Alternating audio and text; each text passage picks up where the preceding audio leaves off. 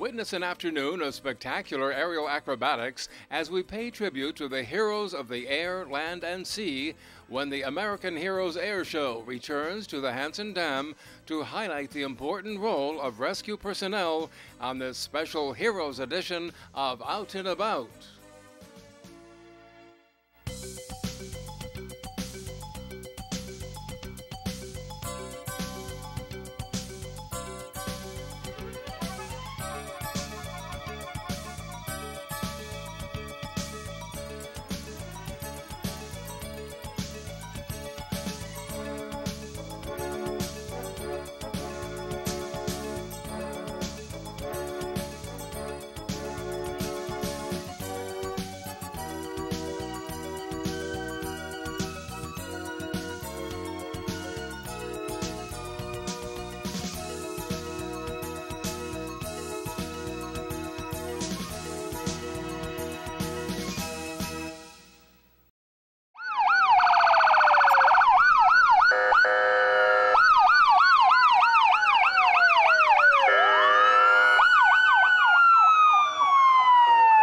Well, the members of Professional Cars International always start off the show every year at the American Heroes Air Show with a giant Code 3 parade. It's called the Rolling to the Rescue Parade, which emulates an emergency response by ambulances and fire trucks. That kicks off today's festivities, and as you saw coming down the highway, just about everybody on all 53 acres can hear and see what's going on. Kind of a dramatic way to start off the show.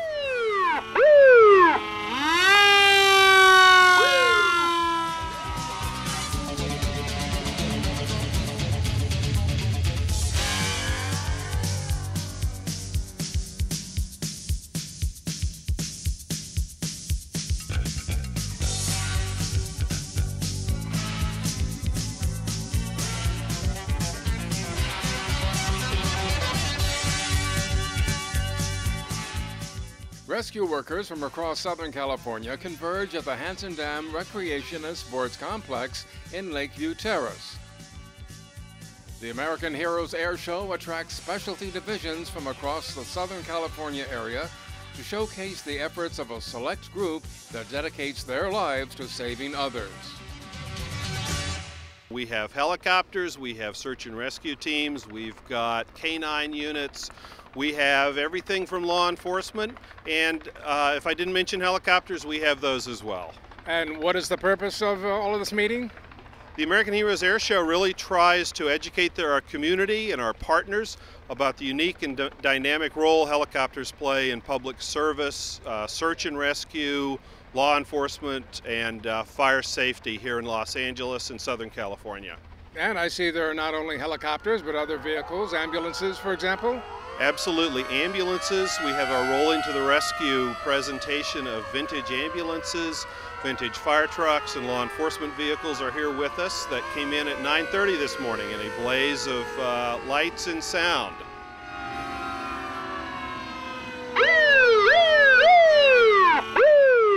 The parade of vintage ambulances and fire trucks did more than just wake up the neighborhood.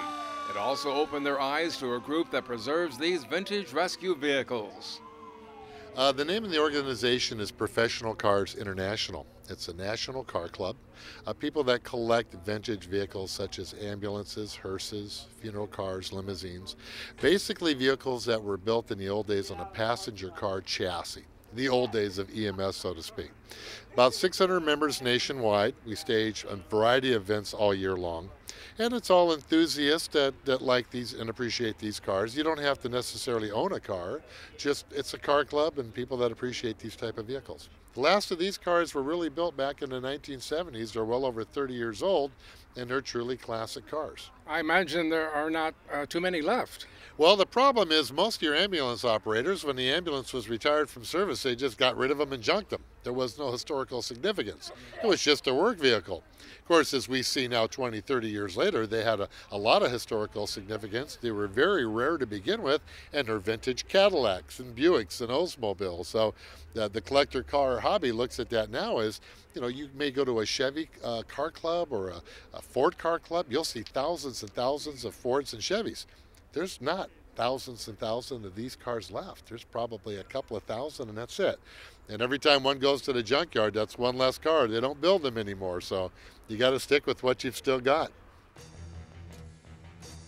Other features at the expo highlight the dangerous work done by the Bureau of Alcohol, Tobacco, and Firearms when dealing with explosives. On display is a robotic device similar to the ones used in Iraq and Afghanistan, which allow officers and agents to effectively defuse bombs from a safe distance. This is one of our Andros robots. We use this robot in explosive situations, like you'll see the bomb squad run down and they'll start taking a vehicle apart, start taking things out of a vehicle with the robot. This is a robot that's being used. This can be used remotely, and which is the preferred method to use it. And right now I've got it tethered so that I can see everything and I don't run over anybody accidentally. All right, so it could be like radio controlled or something? Radio controlled, yes. Yeah, okay. This robot can be deployed in SWAT situations or SRT situations and explosive situations, hazmat situations, whatever we need to where we don't want to endanger a human, a person, an agent. Send down there, we can send this robot down there. With the proper operator, this robot can do anything that a human can do downrange. I imagine you wear a suit while operating this, is that right? We don't wear a suit while operating this. The bomb suit?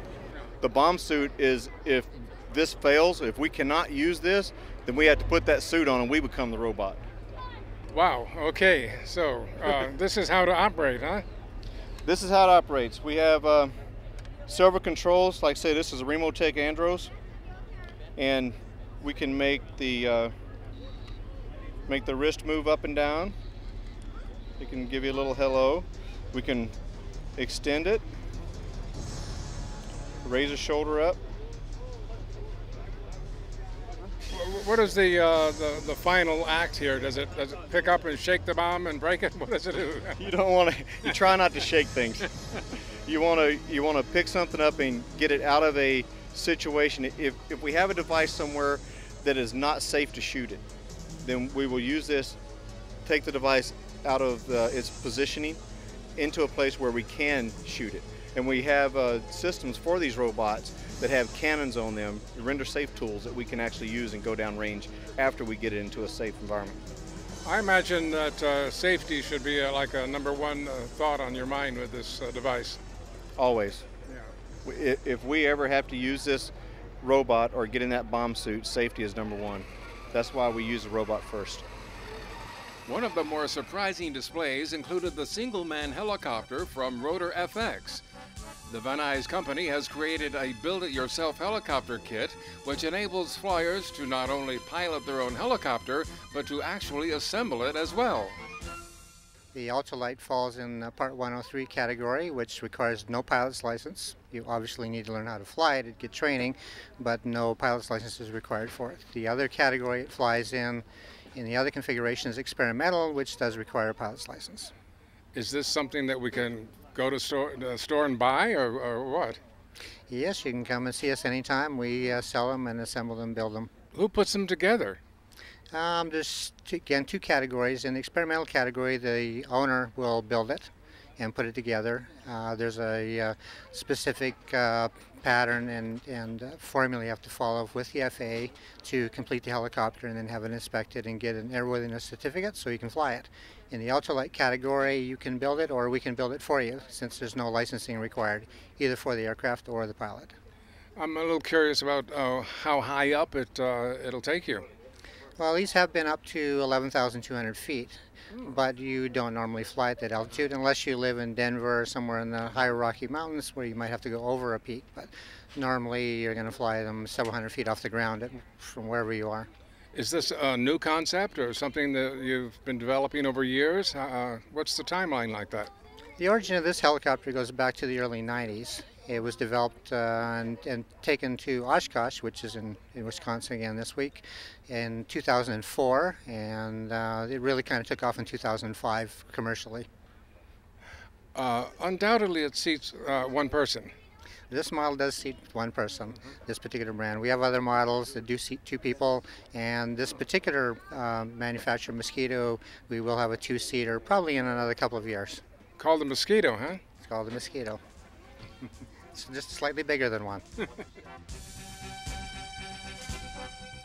When we return, we'll get close to some of these rescue aircraft to learn of how and where they are deployed. And we'll glimpse one brave man's mission to pay tribute to our fallen heroes when Out and About continues.